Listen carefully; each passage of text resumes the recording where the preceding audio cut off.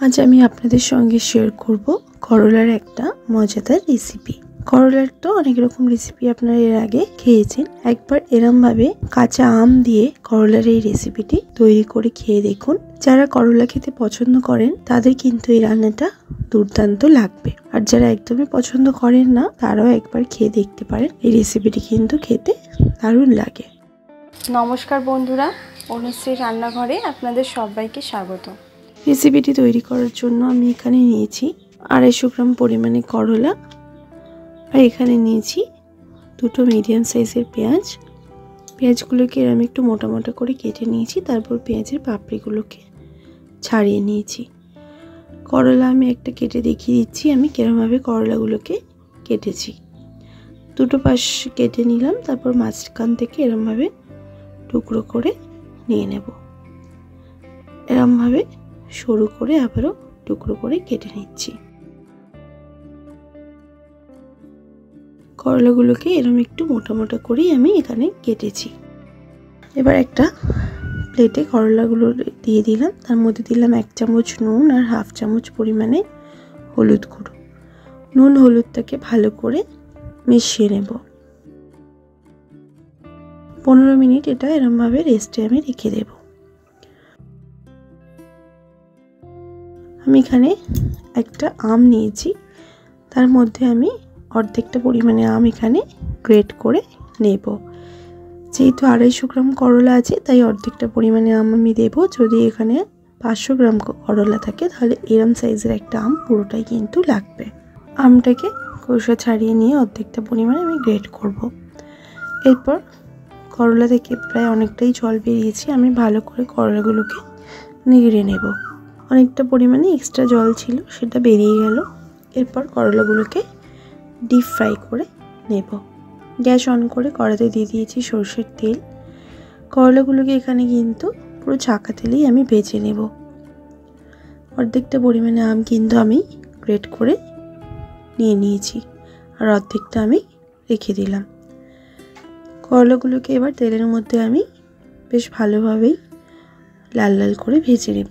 পুরো ছাকা তেলে করলাটাকে ভেজে নিতে হবে। যতক্ষণ অবধি না করলার কালারটা চেঞ্জ হচ্ছে ততক্ষণ অবধি আমি এখানে ভেজে নিচ্ছি।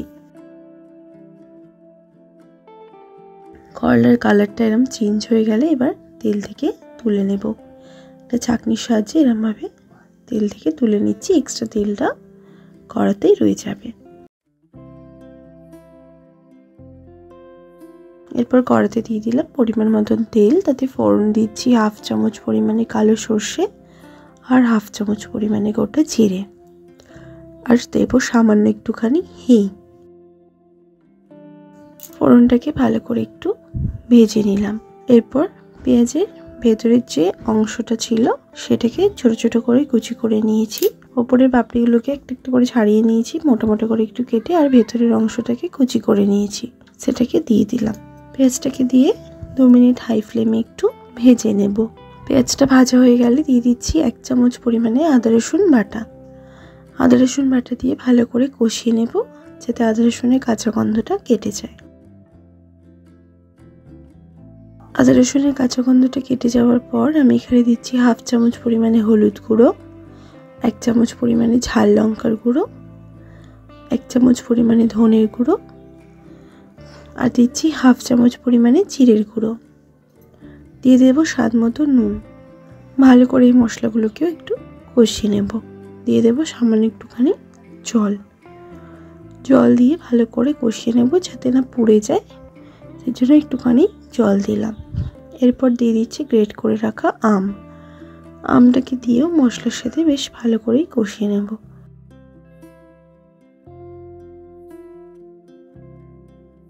ভালো করে মশলাটা কষানো হয়ে গেছে। এরপর আমি এখানে পেঁয়াজগুলো দিয়ে দিচ্ছি আর করলাগুলো দিয়ে দিচ্ছি। দিয়ে দেবো 1/4 চামচ গরম মশলার গুঁড়ো আর 1 চামচ পরিমাণে মৌরি গুঁড়ো। মৌরিটাকে ড্রাই রোস্ট করে নিয়ে আমি একটু আধকচা করে বেটে নিয়েছিলাম। পুরো মিহি করে বাটিনি, একটুখানি আধকচা করে বেটেছি। এবার ভালো করে একটু কষিয়ে নেব। এই রান্নায় একটুখানি মৌরির গুঁড়ো দিয়ে দেখবেন, রান্নার ফ্লেভারটা এতটা সুন্দর হয়। এর টেস্ট কিন্তু পুরো বদলে যাবে, এত সুন্দর খেতে লাগে। ভালো করে নাড়াচাড়া করে নিয়ে 5 থেকে 7 মিনিট লো ফ্লেমে ঢাকা দিয়ে দিলাম। জল দেব না এখানে। ঢাকাটা সরিয়ে নিলাম 5-7 মিনিট পর। মাঝে কিন্তু দুবার নেড়ে দিয়েছিলাম যাতে না তলায় লেগে যায়।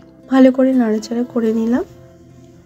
দিয়ে দেবো সামান্য একটুখানি ধনেপাতা কুচি। এটা পুরোপুরি অপশনাল, আপনারা দিলে দিতেও পারেন, নাও চাইলে নাও দিতে পারেন।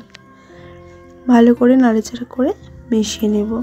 রান্নাটা কিন্তু পুরো এরকম শুকনো শুকনোই হবে। আর করলাগুলো কিন্তু সেদ্ধ হয়ে গেছে, পেঁয়াজগুলোও কিন্তু সফট হয়ে গেছে, একটু ক্রাঞ্চি ক্রাঞ্চি লাগবে মুখে পড়লে, খেতেও কিন্তু ভালো লাগবে।